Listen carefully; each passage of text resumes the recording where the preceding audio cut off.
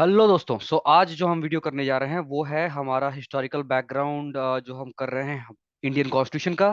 अ, उसका अगला वीडियो जो है इंडियन काउंसिल्स एक्ट 1909। इसके पहले हमने 1892 वाला एक्ट देख लिया है। इंडियन काउंसिल्स एक्ट 1909 ये एक्ट बहुत ही इम्पोर्टेंट एक्ट था। इसने बहुत कुछ की शुरुआत की, जो आगे जाके हमारे पार्टीशन का जिम्मेदार बना, जिसके चलते इंडिया में कम्युनलिज्म और ज्यादा बढ़ के आया और लास्ट में पार्टीशन हुआ। उसके बीज यहाँ पे बोए गए थे। The seeds of partition were sowed by this act.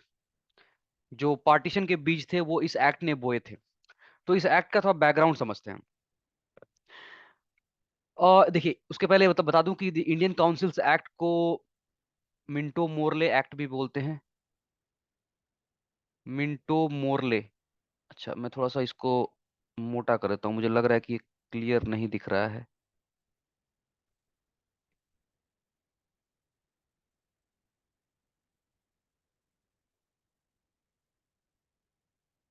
अच्छा, इसको मिंटो मोरले एक्ट भी कहते हैं। क्यों कहते हैं मिंटो मोरले एक्ट? क्योंकि जब ये एक्ट पास किया गया था उस समय इंडिया के वाइसरॉय थे लॉर्ड मिंटो। ये थे वाइसरॉय जो कलकत्ता में बैठते थे और कभी कभी शिमला भी चले जाते थे, क्योंकि ऑब्वियसली ब्रिटिश लोग थे। और ये जो शिमला, डलहौजी, दार्जिलिंग, ये सारे हिल स्टेशंस उन्होंने तैयार किए, उन्होंने बनाए, क्योंकि कलकत्ता का मौसम उनको सूट नहीं करता था। तो कल जब गर्मी होती थी तो गर्मी में ये हिल स्टेशन में चले जाते थे। तो इनका जो पूरा हेडक्वार्टर है, ऑफिस है, वो शिमला या दार्जिलिंग में शिफ्ट करते थे लोग, ज्यादातर शिमला जाते थे और वहां से गर्मी के महीने में वहां बैठते थे। एनीवेज, वाइसरॉय मिंटो और जो मोरले थे जॉन मोरले, ये थे सेक्रेटरी ऑफ स्टेट। आपको याद होगा 1858, 1857 की क्रांति के बाद जो 1858 का एक्ट था, उसने एक चेंज किया था कि ब्रिटेन में एक कैबिनेट रैंकिंग मिनिस्टर को सेक्रेटरी ऑफ स्टेट बनाया गया था। और ये सेक्रेटरी ऑफ स्टेट इंडिया में होने वाले साम्राज्य के हर कुछ के लिए रेस्पॉन्सिबल था। और जो वाइसरॉय हुआ करता था कलकत्ता में, वो सेक्रेटरी ऑफ स्टेट को रिपोर्ट करते थे। वाइसरॉय का बॉस था सेक्रेटरी ऑफ स्टेट, और सेक्रेटरी ऑफ स्टेट खुद एक कैबिनेट मिनिस्टर हुआ करता था ब्रिटेन कैबिनेट में। ठीक है, फाइन। मोरले मिंटो, इन दोनों के नाम पे इसको मिंटो मोरले एक्ट भी बोलते हैं और इंडियन काउंसिल्स एक्ट 1909 भी कहते हैं। इसका बैकग्राउंड, बैकग्राउंड आप लोगों को पता होगा कि 1857 में एक रिवोल्ट हुआ था। इस रिवोल्ट का मुद्दा क्या था? मुद्दा यह था कि इस रिवोल्ट में जो क्रांतिकारी थे वो क्या चाहते थे? वो चाहते थे कि इंग्लिश को यहाँ से भगा के, ब्रिटिश को यहाँ से भगा के, we wanted to go back. उनका कोई फॉरवर्ड लुकिंग गोल नहीं था। जैसे कि मान लीजिए, जब 1947 में हम आज़ादी चाहते थे, 1947 के पहले, तो हमारा एक फॉरवर्ड, आगे आगे की तरफ देखते हुए हमारा एक गोल था कि ब्रिटिश के चले जाने के बाद हम किस तरह का देश इस्टेब्लिश करेंगे। हम इस्टेब्लिश करेंगे एक जहाँ पे डेमोक्रेसी होगी, इलेक्शन होगा, जहाँ पे रिपब्लिकन होगा, एक इलेक्टेड प्रेसिडेंट होगा, कोई राजा रानी नहीं होगा, और उसके बाद वहाँ पे फंडामेंटल राइट्स होंगे और सब कुछ, एक मॉडर्न कंट्री तैयार करने का गोल था, आगे देखते हुए फ्यूचर की तरफ। लेकिन 1857 में ज्यादातर क्रांतिकारियों का एक पीछे की तरफ देखता हुआ गोल था। उनका गोल ये था कि अंग्रेजों को भगा के पहली वाली व्यवस्था वापस स्टैब्लिश करेंगे, मुगल शासन वापस। ज्यादातर लोग वापस मुगल रूल की तरफ देख रहे थे। बहुत सारे क्रांतिकारी थे वो वापस मुगल रूल की तरफ ही देख रहे थे कि वापस वैसी व्यवस्था लाई जा सकती है ब्रिटिश को भगा के। और उसका एक उदाहरण देखिए कि जो क्रांतिकारी थे वो चले गए थे दिल्ली। दिल्ली में जाके उन्होंने जो उस समय के जो वो थे मुगल मोनार, जो मुगल सम्राट थे, उनके पास चले गए थे। उनको बोला इन्होंने, बहादुर शाह जफर द्वितीय, बहादुर शाह जफर को क्रांतिकारियों ने बोला कि हम ब्रिटिश को यहां से भगाएंगे, आप काइंडली इसका रेस्पॉन्सिबिलिटी लीजिए, आप मतलब ये एक्सेप्ट कीजिए कि आप हमारे लीडर हैं, आप हमारे नेता हैं। इसका मतलब क्रांतिकारी बोलना चाहते थे कि हम ब्रिटिश को भगाएंगे, उसके बाद आप वापस फिर से पहले जैसा मुगल शासक बन के देश को रूल कीजिए। सो हर किसी का ये गोल नहीं रहा होगा, बट काफी सारे लोगों का गोल था कि वापस मुगल मुगल रूल लाने का, यानी वापस जो मुस्लिम रूल था, ब्रिटिश रूल को खत्म करके वापस मुस्लिम रूल बहाल करने का। ये एक चीज ब्रिटिश को बहुत चुभी। जब आंदोलन को उन्होंने समाप्त कर दिया तो उन्होंने देखा, उन्हें ऐसा लगा, उनका ये परसेप्शन था कि ये आंदोलन टोटली मुस्लिम्स ऑफ इंडिया ने कंड किया था। Only Muslims were responsible for this revolt. सारे के सारे मुस्लिम्स इसमें इन्वॉल्व थे, क्योंकि रिवोल्ट वापस इंडिया को मुस्लिम रूल, मुगल रूल की तरफ ले जाने के लिए था। सो सारे के सारे जो एंटी ब्रिटिश एक्टिविटीज हुई, सारे मुस्लिम्स ने किया। स्पेशली उनको मुस्लिम्स के अगेंस्ट में ज्यादातर ब्रिटिश को क्या बोल कहते हैं जिसे, scepticism, they became sceptical towards Muslims, the British became sceptical towards Muslims, कि ये बंदे हैं, ये बंदे हमारा ब्रिटिश साम्राज्य खत्म करके वापस मुगल मुगल रूल इस्टेब्लिश करना चाहते हैं। उसीलिए रिवोल्ट खत्म होने के बाद जो ब्रिटिश का बहुत ही ब्रूटल कमबैक था, बहुत ही ब्रूटल रिप्रेशन, उन्होंने बहुत ही ब्रूटली जो क्रांतिकारियों को या तो तोप के सामने बांध के उड़ा दिया, या पब्लिकली हैंग कर दिया, या हाथ पांव काट दिए, या लाइन में खड़ा करके गोली मार दी, पूरे के पूरे खानदान को मिटा दिया, खत्म कर दिया। ये इसका ज्यादातर शिकार मुस्लिम्स हुए। इन्होंने ज्यादातर मुस्लिम्स को टारगेट किया, स्पेशली जो रॉयल फैमिली से बिलोंगिंग मुस्लिम्स थे, या जो रिच मुस्लिम्स थे, जो इन्फ्लुएंशियल मुस्लिम्स थे, उनको इन्होंने टारगेट किया ब्रिटिश ने, और काफी मुस्लिम्स ने उस वक्त काफी टॉर्चर झेला। सो एज अ रिजल्ट हुआ ये कि ब्रिटिश भी मुस्लिम्स के लिए स्केप्टिकल थे, और मुस्लिम भी ब्रिटिश के तरह टुवर्ड्स ब्रिटिश वो भी स्केप्टिकल थे। सो आगे जाके न मुस्लिम्स ट्रस्ट कर पा रहे थे ब्रिटिश को, न ब्रिटिश ट्रस्ट कर पा रहे थे मुस्लिम्स को। सो जब बाद में फिर ब्रिटिश लोगों ने कंपटीशन खोल दिया कि अब कंपटीशन हो पाएगा यहाँ पे 1858 में, कि अब कंपटीशन होगा, और इंडियन लोग भी कंपटीशन में हिस्सा लेके हायर सिविल सर्विसेज में बन पाएंगे, सिविल सर्वेंट्स बन पाएंगे, गवर्नमेंट जॉब्स में काम कर पाएंगे। तो मुस्लिम्स इसका फायदा उठाने के लिए आगे नहीं आए, ज्यादातर आगे नहीं आए। वो उसी में पीछे रह गए कि नहीं, हमारा जो मुगल शासन था, मुस्लिम रूल था, वही अच्छा था, हम ये ब्रिटिश रूल का हिस्सा नहीं बनेंगे, we will not become part of it. क्योंकि वो काफी स्केप्टिकल थे towards the British. On the other hand, जो हिंदू लोग थे, specially the educated urban Hindus, जो Hindu young boys and girls, specially boys young, जो कि freshly college graduates and educated थे, और शहरों शहरों में रहते थे, उन्होंने इसका पूरा फायदा उठाया, कंपटीशन का फायदा उठाया। जैसे ही कंपटीशन ओपन किया ब्रिटिश ने, बहुत सारे सिविल सर्वेंट्स इंडियन ओरिजिन के, स्पेशली पहले कलकत्ता से बहुत सारे बंगालीज बने सिविल सर्वेंट्स। उसके बाद बाकी part of the country also बहुत सारे हिंदू एडुकेटेड यूथ ने उसका फायदा उठाया और सिविल सर्विसेज में घुसने लगे। एज अ रिजल्ट, आस्ते आस्ते हिंदूज काफी प्रोग्रेस कर गए इन द कमिंग 30-40 ईयर्स।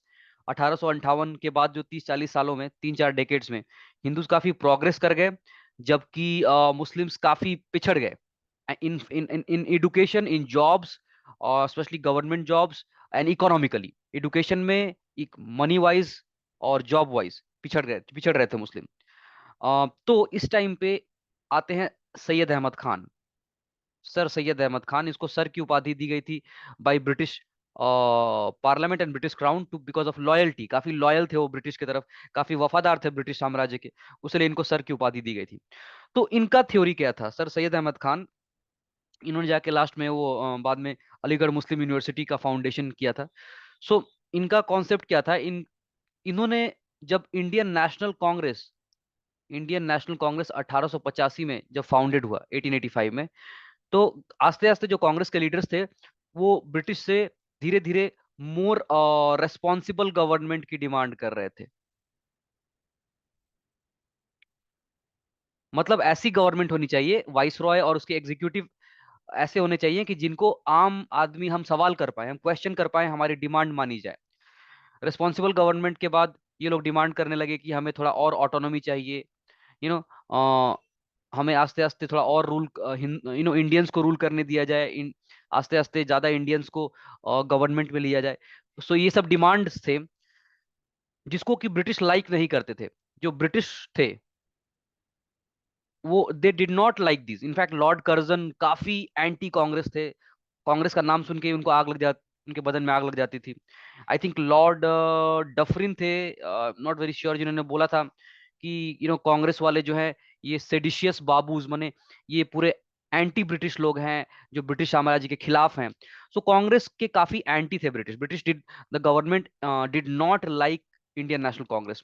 उनको वो एज एक रिस्क, एक खतरे खतरे के रूप में देखते थे कि आगे ये मूवमेंट आगे जाके इंडिपेंडेंस डिमांड कर सकता है, जो कि बाद में इंडियन नेशनल कांग्रेस ने किया, इंडिपेंडेंस डिमांड किया। तो उस खतरे के चलते ये उसको साइड लाइन करना चाहते थे ब्रिटिश। तो वहीं पे आते हैं सैयद अहमद खान। सैयद अहमद खान ने मुस्लिम यूथ को बोलना शुरू किया, मुस्लिम जो जवान थे उनको बोलना शुरू किया कि इंडियन नेशनल कांग्रेस से दूर रहो, पॉलिटिक्स से दूर रहो, don't get into politics, don't get into Indian national Congress. British के हत्थे नहीं चढ़ना है, don't get noticed by the British for anti British activities. Anti British activity के लिए ब्रिटिश अगर तुमको नोटिस करेंगे तो हमने जो 1857 में जो हमने झेला था वही झेलेंगे, हम हर हर जगह से साइड लाइन कर दिए जाएंगे। देखो जो हिंदूज देखो क्या कर रहे हैं, वो वेस्टर्न एजुकेशन, वो फॉरेन में जाके पढ़ाई कर रहे हैं, इंग्लिश एजुकेशन ले रहे हैं, वेस्टर्न एजुकेशन ले रहे हैं, गवर्नमेंट जॉब में घुस रहे हैं और आगे प्रॉस्पर कर रहे हैं। और हम लोग अभी भी मुगल साम्राज्य के सपने देख कर बैठे हुए हैं। So what we should do as Muslims, हमें भी वेस्टर्न एजुकेशन लेना पड़ेगा। हमें वेस्टर्न एजुकेशन चाहिए, प्लस हमें गवर्नमेंट जॉब्स चाहिए। फॉर टाइमिंग अभी के लिए पॉलिटिक्स और इंडियन नेशनल कांग्रेस को एकदम भूल जाओ, उनका अपोज करो, इनफैक्ट उनका खिलाफत करो। Be against Indian national Congress, be against politics, be loyal, British की तरफ लॉयल्टी दिखाओ, टुवर्ड्स ब्रिटिश बी लॉयल, उनके वफादार रहो। और इस लॉयल्टी, वफादारी और वेस्टर्न एजुकेशन के चलते तुमको गवर्नमेंट जॉब्स मिलेंगे। इससे overall the Muslim community will benefit, economically and financially, politically benefit होगा, और हम भी इंपॉर्टेंट इन्फ्लुएंशियल पोजीशंस में जाने लगेंगे। अदरवाइज हम पिछड़ रहे हैं, हिंदूज आगे हो जा रहे हैं।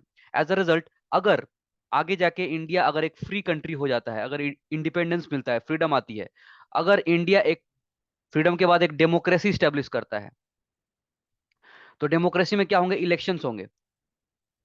इलेक्शंस में क्या होगा, जो इन्फ्लुएंशियल सेक्शंस हैं, जो ऑलरेडी पावर में हैं, जो जॉब्स में हैं, जो पढ़े लिखे हैं, द हिंदूज, उनकी सरकारें आएंगी और हम पूरी तरह से हम डोमिनेट कर दिए जाएंगे। सो हमें भी ट्राई करना है गवर्नमेंट जॉब्स में, हमें ट्राई करना है वेस्टर्न एजुकेशन, और हमें लॉयल रहना है, और हमें फ्रीडम के डिमांड्स को अपोज करना है। हमें एक फ्री इंडिया नहीं चाहिए, we don't want an independent India, क्योंकि जब तक ब्रिटिश हैं तब तक हम सेफ हैं।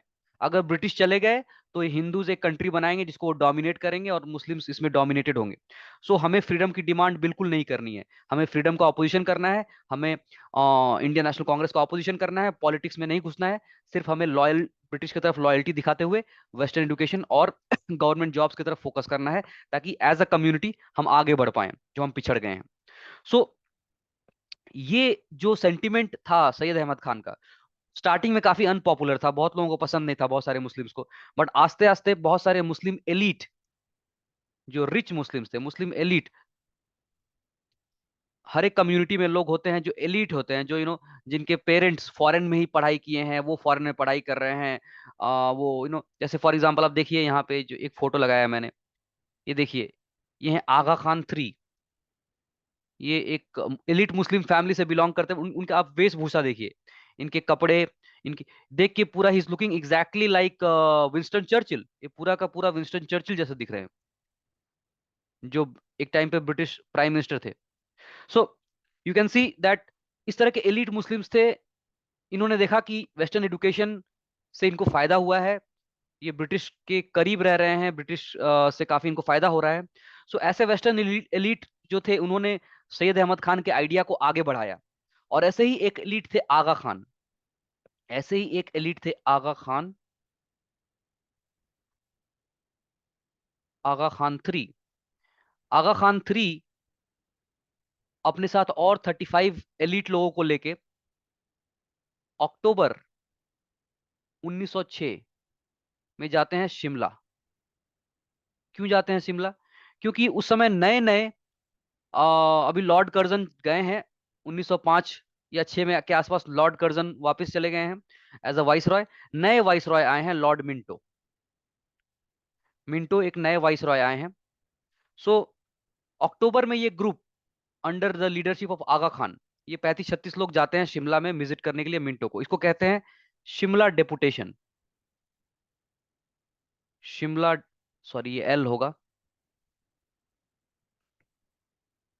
अगर देखिए ये बैकग्राउंड किताब में नहीं मिलेगा आपको, लेकिन अगर ये बैकग्राउंड आपको पता है तो आपको जिंदगी भर याद रहेगा और आप भूलेंगे नहीं इसे, कि ये एक्ट का बैकग्राउंड क्या है, ये एक्ट क्यों आया और इसका असर क्या हुआ आगे चल के, ये आप समझ पाएंगे अगर आप ये बैकग्राउंड समझेंगे।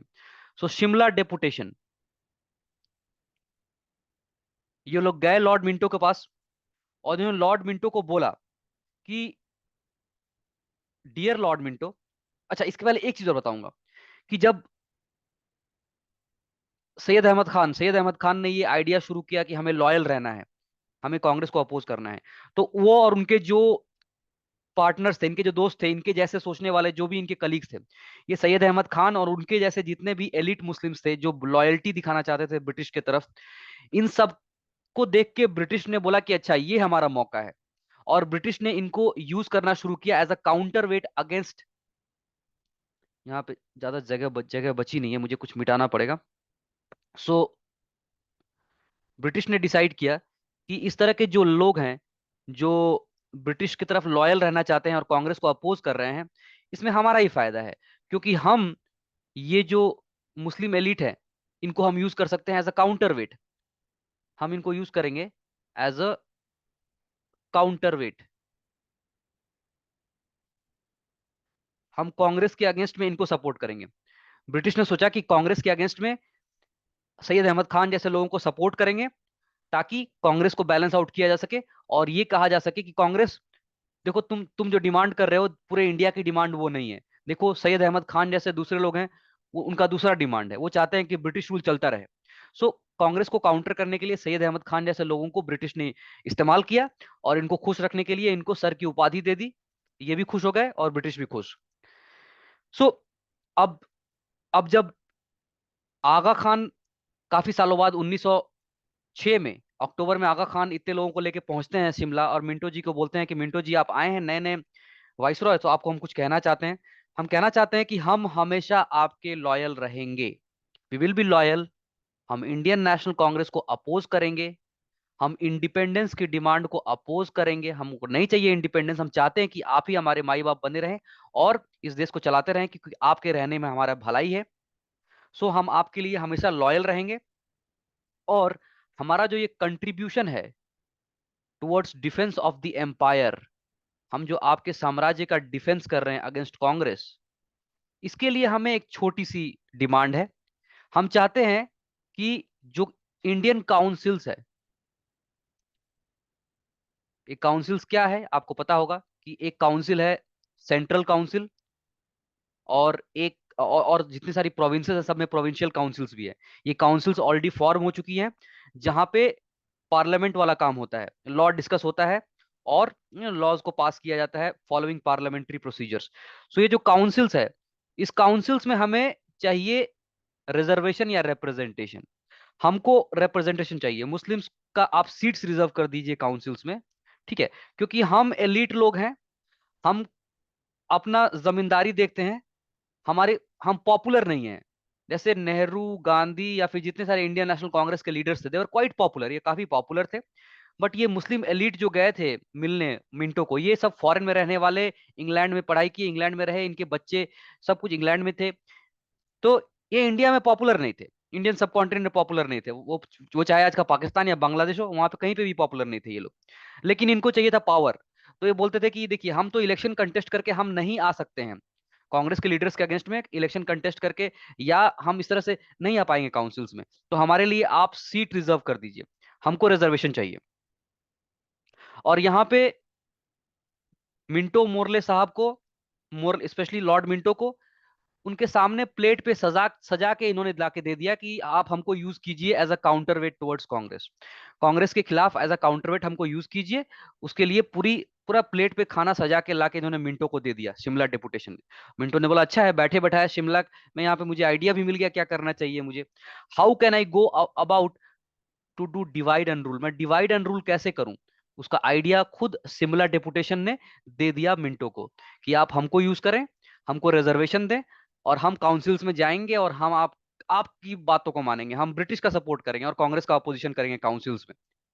हम इंडिपेंडेंस की सारी डिमांडों को अपोज करेंगे, हम लॉयल रहेंगे। तो मिंटो ने वही किया। मिंटो ने इनको इनको इनको रिजर्वेशन दिया, और सिर्फ रिजर्वेशन नहीं दिया, मिंटो ने इनको रिजर्वेशन दिया मोर देन देयर प्रोपोर्शन। सो मान लीजिए अगर आबादी का 15% ये लोग थे, तो इनको 25% रिजर्वेशन, या 30%, या 40% reservation. So reservation to the Muslim elite was given more than their share in the population। और एक बहुत इंपॉर्टेंट चीज, ये मुस्लिम एलिट खुद मुस्लिम पुअर लोग को रिप्रेजेंट नहीं करते थे। और Muslim poor in the village in India was facing the same problem like a Hindu poor in the village। एक हिंदू या मुसलमान किसान एक ही प्रॉब्लम फेस कर रहा था कि ब्रिटिश उनसे बहुत ज्यादा लैंड रेवेन्यू लेती है, ब्रिटिश कोई सपोर्ट नहीं करती फार्मर्स का, ब्रिटिश उनसे बहुत सस्ते में सामान खरीद रही है, और जाके फैक्ट्री का सामान लाके डंप कर दे रही है, जिससे उनका उनका पूरा मतलब जो भी गरीब फेस कर रहे थे, हिंदू मुस्लिम बराबर सभी फेस कर रहे थे प्रॉब्लम्स।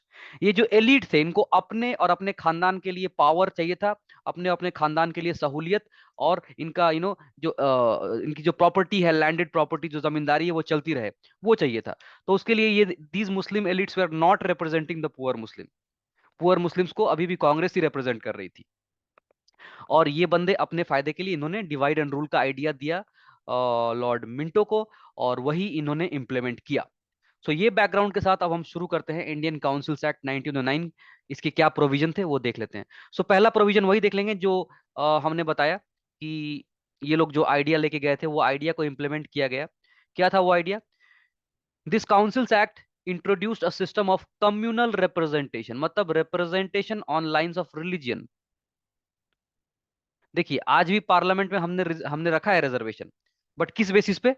बैकवर्डनेस के बेसिस पे। शेड्यूल्ड कास्ट और शेड्यूल्ड ट्राइब्स के लिए रखा था, और एंग्लो इंडियंस के लिए रखा हुआ था, काफी सालों तक था, जो कि अब नहीं है। ये एंग्लो इंडियंस के लिए भी रखा गया था, क्योंकि ये एंग्लो इंडियंस एक माइनॉरिटी है, काफी कम संख्या में, इनके अलग इंटरेस्ट है जिसको रिप्रेजेंट करने के लिए अभी had some Anglo Indians in the parliament. अब इसको खत्म कर दिया गया, और ये भी रिलीजियन के बेसिस पे नहीं था। An Anglo Indian not necessary कि वो क्रिश्चियन होगा, एक एंग्लो इंडियन हिंदू भी हो सकता है। ठीक है। एनीवेज, अभी रिजर्वेशन रहा नहीं, अब सिर्फ SC ST का रिजर्वेशन है, जो कि on the basis of backwardness, not on religion. But यहाँ पे लॉर्ड मिंटो और मोरले का जो काउंसिल एक्ट था, उसने इंट्रोड्यूस किया रिप्रेजेंटेशन या reservation on the basis of religion for Muslims bye accepting the concept of separate electorate. ये सेपरेट इलेक्टोरेट क्या था? सेपरेट इलेक्टोरेट एक बहुत ही डिवाइसिव, बहुत ही डिवाइड एंड रूल वाला पॉलिसी था। इसमें यह था कि मान लीजिए एक कॉन्स्टिट्युएंसी है, यहाँ पे वोट होना है। मान लीजिए ये दिल्ली, नॉर्थ दिल्ली या साउथ दिल्ली कॉन्स्टिट्युएंसी है जहाँ पे वोट होगा। ठीक है। इस वोट में एक इंडियन नेशनल कांग्रेस का बंदा भी खड़ा है, और एक ऑल इंडिया, अच्छा एक चीज मैं भूल गया, sorry, I am very sorry.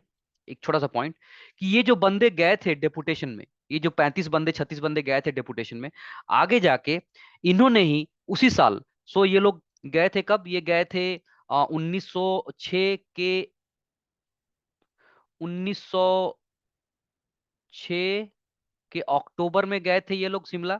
वहां पे मिंटो से जो भी बात हुई, उसके बाद इन्होंने ये आए। मिंटो ने बोला ठीक है आपको हम देंगे, लेकिन उसके लिए आप एक पार्टी फॉर्म कीजिए जो इलेक्शन कंटेस्ट करेगी, जिसको हम सीट्स रिजर्व कर देंगे जिसके लिए। सो इन लोगों ने 2 महीने बाद, उसी साल दिसंबर में, 1906 के दिसंबर में, इन्होंने फाउंड किया all India Muslim league. All India Muslim league के फाउंडेशन में ये 35-36 लोगों ने बहुत इंपॉर्टेंट रोल प्ले किया। यही लोग सिर्फ फाउंडर्स नहीं थे, फाउंडर्स और भी लोग थे, बट ये 35-36 लोग बेसिक फाउंडिंग मेंबर्स थे इंडियन मुस्लिम लीग के। एज अ रिजल्ट आप समझ सकते हैं कि इनका जो पॉइंट ऑफ व्यू था कि हमको लॉयल्टी दिखानी है और हमको फ्रीडम के खिलाफ काम करना है, तो वही लोग अगर ऑल इंडिया मुस्लिम लीग को डोमिनेट कर रहे थे, तो आप समझ सकते हैं कि इनिशियल ईयर्स में ऑल इंडिया मुस्लिम लीग का क्या डिमांड रहा होगा। All India Muslim league was very much a loyalist party, जो एलिट मुस्लिम्स के लिए काम करती थी, और सिर्फ जमींदार जो बड़े बड़े थे उनके लिए काम करती थी, राजा महाराजा जो थे मुस्लिम्स उनके लिए काम करती थी, और एंटी कांग्रेस, एंटी इंडिपेंडेंस और प्रो ब्रिटिश थी all India Muslim league, because उसके फाउंडिंग मेंबर्स ये लोग थे। ठीक है। सो आगे बढ़ते हैं। सो अब देखिए, सेपरेट इलेक्टोरेट इंट्रोड्यूस किया गया। क्या होगा सेपरेट इलेक्टोरेट? की अगर एक कॉन्स्टिट्युएंसी में वोट हो रहा है, वोट के लिए एक INC का बंदा खड़ा है जो कि हिंदू है, और एक ऑल इंडिया मुस्लिम लीग का बंदा खड़ा है जो कि मुस्लिम है। सो सेपरेट इलेक्टोरेट्स और कम्युनल इलेक्टोरेट्स का मतलब ये है कि जो भी बंदे मुसलमान हैं इस कॉन्स्टिट्यूंसी में जो भी पब्लिक जिसका धर्म इस्लाम है, वो इस हिंदू बंदे को वोट नहीं देंगे, नहीं दे सकते हैं। मुस्लिम बंदे सिर्फ मुस्लिम कैंडिडेट को ही वोट देंगे, वो हिंदू बंदे को वोट दे ही नहीं सकते हैं। इवन अगर उनको हिंदू लीडर जो है वो बंदा लगता है कि ये ज्यादा हमारे हमारे करीब है, ये ज्यादा हमारी प्रॉब्लम्स को समझता है, ये हमारी बात को ज्यादा अच्छे से रिप्रेजेंट करेगा काउंसिल में, फिर भी वो उसको वोट नहीं दे सकते हैं। मुस्लिम जो वोटर्स थे उनका choice was limited only to Muslim leader, वो एक सिर्फ मुस्लिम लीडर को ही, मुस्लिम कैंडिडेट को ही वोट दे सकते हैं, वो हिंदू बंदे को वोट नहीं दे पाएंगे। इस तरह से एक डिवीजन तैयार किया गया कि मुस्लिम्स सिर्फ मुस्लिम को वोट देंगे, हिंदू सिर्फ हिंदू को वोट देंगे। ऐसे करते करते हम एक टाइम पे ऐसा आ जाएगा कि मुस्लिम्स और हिंदूज को लगेगा कि पॉलिटिकली हमारा डिमांड्स अलग है, पॉलिटिकली हम अलग हैं, पॉलिटिकली हमारे मुद्दे अलग हैं, और हम एक कभी नहीं हो सकते। ये इसका बीज बोया गया था यहाँ पे इस एक्ट में। So separate electorate under this the Muslim members were to be elected only by Muslim voters. Thus, the act legalized communalism. वो कम्युनलिज्म जिसको खत्म करने के लिए हमने कंट्री को सेक्युलर बनाया, या फिर कम्युनलिज्म जिसके चलते दंगा फसाद जो भी होता है, मारकाट, उस कम्युनलिज्म को इस एक्ट ने लीगलाइज कर दिया। लॉ पास करके एक कम्युनल सिस्टम की स्थापना की गई कि Muslims will vote only Muslims.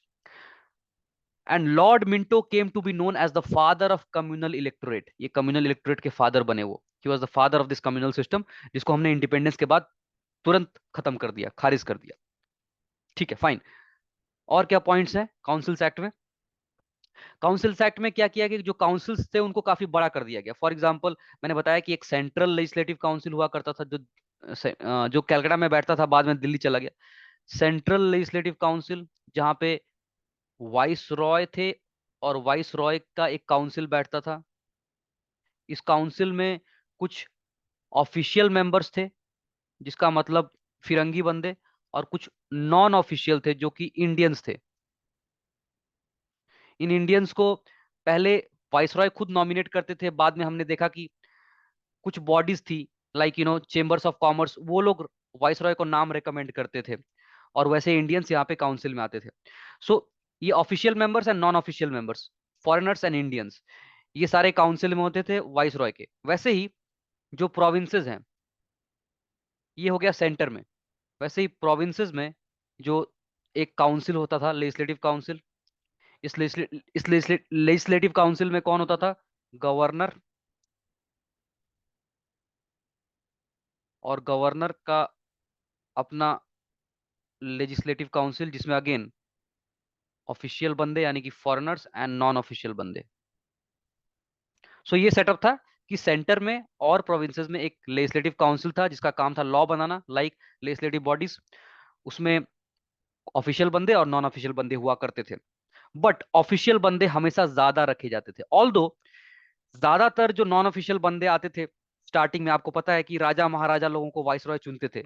ये राजा महाराजा जो कि टोटली वाइसरॉय या ब्रिटिश के लॉयल थे, इतने लॉयल थे कि ये हमेशा वाइसरॉय जो बोलते थे वही सुनते थे, ये इंडिया के बारे में कुछ नहीं सोचते थे। बट बाद में क्या किया गया कि बाद में फिर जब फिक्की चेंबर्स ऑफ कॉमर्स और म्यूनिसिपैलिटीज और लोकल बॉडीज, यूनिवर्सिटीज, जब ये लोग नाम रिकमेंड करने लगे वाइस रॉय को, तब कुछ ऐसे लोग आने लगे काउंसिल्स में जो कि ब्रिटिश को क्रिटिसाइज भी करते थे। ऐसे इंडियंस आने लगे, ऐसे नॉन ऑफिशियल मेंबर्स आने लगे जो कि ब्रिटिश को क्रिटिसाइज भी करते थे। जो कि हमने देखा पिछले वीडियो में, दो एग्जांपल्स देखा। एक हमने देखा फिरोज शाह मेहता, और एक हमने देखा गोपाल कृष्ण गोखले। फिरोज शाह मेहता और गोपाल कृष्ण गोखले, जिन लोगों ने ब्रिटिश को क्रिटिसाइज करना शुरू किया था काउंसिल्स में। तो इनको लगा कि यार ये नॉन ऑफिशियल इंडियंस ही हैं, तो बाद में हमको क्रिटिसाइज कर सकते हैं। तो हमेशा क्या करते थे ये लोग? हमेशा ऑफिशियल मेंबर्स को ज्यादा रखते थे। मान लीजिए अगर काउंसिल में 15 बंदे हैं, तो 15 में 10 या 12 होंगे ऑफिशियल मेंबर्स यानी कि फॉरेन लॉयल मेंबर्स, और 3-4 ही इंडियन बंदे होंगे। सो नॉन ऑफिशियल मेंबर्स हमेशा कम होते थे, माइनॉरिटी में होते थे। ठीक है, तो देखते हैं। ठीक है, इट कंसिडरेबली इंक्रीज। सो जो काउंसिल्स का जो नंबर्स था उसको इंक्रीज कर दिया गया। जो सेंट्रल काउंसिल था उसमें पहले 16 बंदे हुआ करते थे, उसको 60 कर दिया गया। वैसे ही प्रोविंसेस में भी बढ़ा दिया गया, बट कोई फिक्स नंबर नहीं था। हर एक प्रोविंस का अपना अलग अलग नंबर था, जैसे कि आज भी है, हर एक प्रोविंस के असेंबली में अलग अलग नंबर के लोग हैं। तो वैसे ही नंबर्स अलग अलग थे, बट सेंटर में और प्रोविंसेस में हर जगह पे काउंसिल में जो बंदे थे उनकी संख्या को बढ़ा दिया गया, बट बढ़ाने के बावजूद भी it retained official majority in the central legislative council. जो सेंट्रल लेजिस्लेटिव काउंसिल था, केंद्रीय लेजिस्लेटिव काउंसिल, वहां पे नंबर को 16 से 60 कर दिया गया काउंसिल में, लेकिन फिर भी ऑफिशियल्स को ज्यादा रखा गया, ऑफिशियल्स को नॉन ऑफिशियल से ज्यादा रखा गया। ऑफिशियल मेजोरिटी वाज मेंटेन्ड, क्योंकि ऑफिशियल्स को ज्यादा रखने में भलाई थी ब्रिटिश की।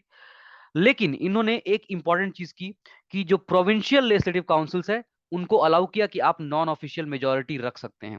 सो प्रोविंसेस में आस्ते आस्ते आप देख रहे हैं कि इंडिया का जो सेटअप है, इंडिया का जो फेडरल सेटअप है, जहां पे स्टेट्स को भी कुछ फ्रीडम रहती है, वैसा कुछ कुछ यहाँ पे शुरू हो रहा है। सेंटर में ऑफिशियल मेजोरिटी रखी गई, बट प्रोविंसेस में अलाउ किया गया कि प्रोविंशियल काउंसिल्स में नॉन ऑफिशियल यानी इंडियन मेंबर्स ज्यादा हो सकते थे। It enlarge the deliberative functions of the legislative councils at both the levels, यानी सेंटर एंड प्रोविंसेस। आपको याद होगा कि हमने बात किया पहले 1892 में क्या किया गया था। 1892 में 1892 में अलाउ किया गया था कि जो काउंसिल है, लेजिस्लेटिव काउंसिल, या तो सेंटर में या तो प्रोविंस में, वो डिस्कस कर सकते थे बजट को, बजट को डिस्कस कर सकते थे। हाँ, उसको डिस्कस कर, उसको वोट आउट नहीं कर सकते, उसके खिलाफ वोट नहीं दे सकते थे, बट उसको डिस्कस कर सकते थे। अब इसको और बढ़ा दिया गया, इस पावर को बोला गया कि अब आप लोग और भी डिस्कशन कर सकते हैं। आप लोग डेलिबरेटिव यानी डिस्कशन करना, आपके डिस्कशन वाला फंक्शन को और बढ़ा दिया गया है। You can now discuss more about the budget and everything, and you can also ask supplementary question. अब उनको सप्लीमेंट्री क्वेश्चन अलाउ किया गया। मतलब पहले क्या था 1892 में, कि आप सवाल पूछ सकते हैं, बट आप एक सवाल पूछ सकते, जस्ट वन पर्सन, एक बंदा खड़ा होगा कि मिलॉर्ड मुझे सवाल पूछना है, mister speaker I want to ask a question, कि बजट में इतना ज्यादा पैसा डिफेंस के लिए क्यों अलॉट किया गया है, अफगान वॉर के लिए, और पीने के पानी के लिए क्यों नहीं है। ये सवाल पूछा बस। अब इसके बाद सेकंड सवाल, इससे रिलेटेड और सप्लीमेंट्री सवाल, एडिशनल क्वेश्चंस नहीं पूछ सकते थे। लेकिन 1909 में अलाउ किया गया कि अब सप्लीमेंट्री क्वेश्चंस भी पूछे जा सकते हैं। मैंने सपोज पूछा कि अफगानिस्तान में इतना ज्यादा पैसा अलॉट क्यों किया गया है, तो उसका रिप्लाई अगर करते हैं, मिनिस्टर उसका रिप्लाई करते हैं कि क्योंकि वहां पे हमारी जरूरत है, तो मैं उसके ऊपर काउंटर क्वेश्चन कर सकता हूं कि तो क्या पानी और सड़क हमारी जरूरत नहीं है। ये एडिशनल क्वेश्चन, मुझे जो रिप्लाई मिला उसके उसके ऊपर बेस करके मैं सेकंड थर्ड फोर्थ क्वेश्चन भी पूछ सकता हूं। ये अलाउ किया गया 1909 में। पहले ये नहीं था, पहले सिर्फ एक ही बार एक ही क्वेश्चन पूछा जा सकता था, काउंटर क्वेश्चंस अलाउड नहीं थे। और क्या अलाउ किया गया, रेजोल्यूशंस मूव कर ऑन बजट। मतलब पहले सिर्फ बजट को डिस्कस कर सकते थे लोग 1892 में, अब बजट के ऊपर रेजोल्यूशन भी मूव कर सकते थे। फॉर एग्जांपल इन्होंने रेजोल्यूशन मूव किया, इंडियन मेंबर्स ने मूव किया कि we don't like this thing that Afghan war के लिए पैसा अलॉट हो रहा है, और हमारा प्रोपोजल है कि ड्रिंकिंग वाटर के लिए थोड़ा पानी अलॉट, थोड़ा पैसा अलॉट किया जाए। सो ये ऐसा एक रेजोल्यूशन फ्रेम करके इंडियन मेंबर्स ने वो रेजोल्यूशन को इंट्रोड्यूस कर दिया। ये सब भी कर सकते थे, रेजोल्यूशंस इंट्रोड्यूस कर सकते थे, रेजोल्यूशंस को मूव कर सकते थे। बट एज अ रिजल्ट क्या कुछ हो रहा था, as a result were the Indian members, क्या ये non official Indian members resolution move करके क्या बजट में कोई चेंज ला सकते थे? नॉट येट, अभी तक नहीं। अभी तक ये रेजोल्यूशन मूव कर सकते थे, but end of the day जो गवर्नर होता था या फिर सेंटर में जो वाइसरॉय होता था, उसके पास पावर था वीटो। वो किसी भी रेजोल्यूशन को टोटली खारिज, कैंसल, रिजेक्ट या वीटो कर सकता था।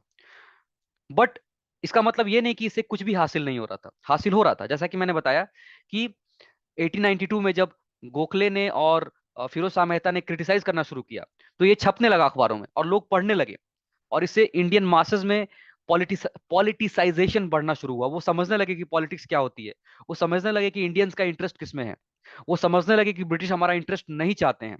ये सब समझ आने लगा। वैसे ही यहाँ पर भी अब Indian members, not just Indian members, any members, ये लोग रेजोल्यूशन मूव कर सकते थे, सप्लीमेंट्री क्वेश्चंस पूछ सकते थे। अब रेजोल्यूशन को मूव किया, सपोज कि बजट में इतना पैसा अफगानिस्तान में खर्चा नहीं होना चाहिए युद्ध में, ये रेजोल्यूशन मूव किया फॉर एग्जांपल एक इंडियन मेंबर ने, वाइसरॉय ने उसको रिजेक्ट कर दिया, तो बजट में कोई चेंज नहीं आया। लेकिन अगले दिन अखबार में ये प्रिंट हुआ, अखबार में छपा कि हमारे इंडियन बंदे ने ये रेजोल्यूशन मूव किया था जिसको वाइसरॉय ने रिजेक्ट कर दिया। वाइसरॉय ने कहा कि नहीं, हमको लड़ाई करनी है। तो बंदे अखबार पढ़ेंगे और उनको समझ में आएगा, अच्छा हमारे बंदे कोशिश कर रहे हैं, बट ये ब्रिटिश उसको स्टॉप कर दे रहे हैं। सो ये बहुत इंपॉर्टेंट था, ये रेजोल्यूशन मूव कर पाना भी बहुत इंपॉर्टेंट था। It provided for the first time for the association of Indians with the executive council of the vice Roy. आपको पता होगा कि पहले एक वाइस रॉय था, वाइस रॉय नहीं, पहले गवर्नर जनरल था। गवर्नर जनरल के साथ 4 बंदे थे। ये गवर्नर जनरल और 4 बंदे मिलके सब कुछ करते थे, लेजिस्लेटिव फंक्शंस भी, एग्जीक्यूटिव फंक्शंस भी। जुडिशियल फंक्शंस के लिए ऑब्वियसली अलग सिस्टम था, कोर्ट्स थी, सुप्रीम कोर्ट था, वो सब था। बट लेजिस्लेटिव और एग्जीक्यूटिव एग्जीक्यूटिव फंक्शंस दोनों गवर्नर जनरल और उसके 4 बंदे मिलके करते थे। बाद में क्या किया गया कि गवर्नर जनरल को जो 4 बंदे थे इनको छोड़ के और 6 बंदे दे दिए गए। बोला गया कि ये 4 बंदे जो पहले से हैं ये एग्जीक्यूटिव वाला काम करेंगे, इंप्लीमेंट करने वाला।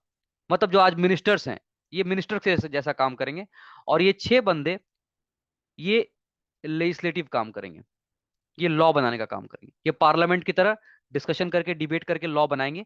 सो गवर्नर जनरल अभी भी टॉप पे हैं, जो कि आप वाइस रॉय हो चुके हैं।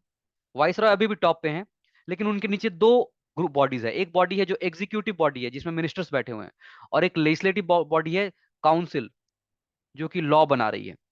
सो अभी तक नॉन ऑफिशियल यानी इंडियंस को अलाउ किया गया था सिर्फ लेजिस्लेटिव फंक्शन में, ओनली इन द काउंसिल्स, जो लॉ बनाते थे। एग्जीक्यूटिव में जो मिनिस्टर का काम कर सकते हैं, जो ज्यादा पावरफुल थे, जो लेजिस्लेटिव की बात को टोटली रिजेक्ट कर सकते थे, यहां पर अभी तक इंडियंस को अलाउ नहीं किया जा रहा था। यहां पे सिर्फ फॉरेनर्स थे अभी तक। लेकिन 1909 में पहली बार वाइसरॉय के एग्जीक्यूटिव काउंसिल में भी इंडियंस को अलाउ किया गया। नॉट ओनली लेजिस्लेटिव बट अब एग्जीक्यूटिव काउंसिल में भी इंडियन आ सकते थे। और ऐसे पहले इंडियन थे Satyendra Prasad Sinha, who became the first Indian to join the viceroy's executive council, and he was appointed as the law member. मतलब बेसिकली उनको उस टाइम के लिए लॉ मिनिस्टर बनाया गया था। आज जिसको लॉ मिनिस्टर कहेंगे, उस टाइम पे लॉ मेंबर कहते थे। सो एक इंडियन ओरिजिन का बंदा वाइसरॉय की एग्जीक्यूटिव काउंसिल में जाके मिनिस्टर बनता है, लॉ मिनिस्टर बनता है पहली बार। It's like council of ministers में एक इंडियन बंदा मिनिस्टर बन गया। ठीक है। पॉइंट नंबर 5 में ऑलरेडी एक्सप्लेन कर चुका हूं रिगार्डिंग कम्युनल या सेपरेट इलेक्टोरेट्स। और point number 6, it also provided for separate representation. मतलब जो काउंसिल्स थे उसमें कुछ बंदे नॉमिनेटेड या बंदे आएंगे जो कि चेंबर्स ऑफ कॉमर्स को रिप्रेजेंट करेंगे, कुछ बंदे यूनिवर्सिटीज को रिप्रेजेंट करेंगे, कुछ बंदे जमींदार्स को रिप्रेजेंट करेंगे, कुछ बंदे कॉर्पोरेट, तो कुछ और भी बॉडीज थी उनकी रिप्रेजेंटेटिव्स को भी अलाउ किया गया। ये पॉइंट उतना इंपॉर्टेंट नहीं है, पहले 5 पॉइंट्स काफी इंपॉर्टेंट है। सो ये हो गया हमारा इंडियन काउंसिल्स एक्ट 1909, जो कि बहुत ही इंपॉर्टेंट था, क्योंकि यहां से एक चीज निकल के आई जिसने आगे जाके पार्टीशन का रूप ले लिया। ठीक है, हिंदू मुस्लिम पार्टीशन हो, मतलब जो इंडिया पाकिस्तान का हुआ। सो ये इंपॉर्टेंट था। अगला एक्ट है काउंसिल्स एक्ट ऑफ 1919। वो भी इक्वली इंपॉर्टेंट है, क्योंकि उसमें भी बहुत सारे चेंजेस हुए जो आज भी हम कंटिन्यू कर रहे हैं हमारी कंट्री में। सो अगले वीडियो में हम देखेंगे regarding the Indian councils act of 1909। Please video को अभी तुरंत लाइक कीजिए, अगर इतने देर तक आपने वीडियो देखा है तो अच्छा लगा होगा जरूर। इसको लाइक कीजिए, शेयर कीजिए और सब्सक्राइब कीजिए चैनल को, ताकि वीडियोस आपको मिलते रहें। Thank you for watching the video. This is Chandrasekhar Chauhan signing off for today. Thank you guys. Good night.